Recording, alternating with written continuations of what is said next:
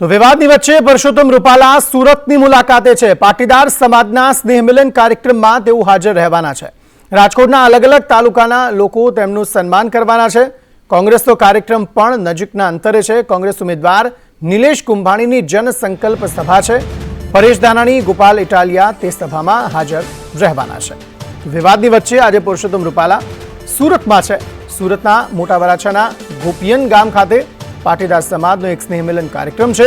આ કાર્યક્રમમાં તેઓ ઉપસ્થિત રહેવાના છે। રાજકોટના અલગ અલગ તાલુકાના લોકો અહીં રૂપાલાનું સન્માન કરશે અને આ જ કાર્યક્રમ જે છે ત્યાંથી થોડાક જ અંતરે કોંગ્રેસનો પણ એક કાર્યક્રમ છે। કોંગ્રેસના સુરત લોકસભાના નિલેશ કુંભાણી જનસંકલ્પ સભા કાર્યક્રમ કરવાના છે। કાર્યક્રમમાં પરેશ ધાનાણી અને આપના ગોપાલ ઇટાલિયા, અલ્પેશ કથિરિયા પણ હાજર રહેશે।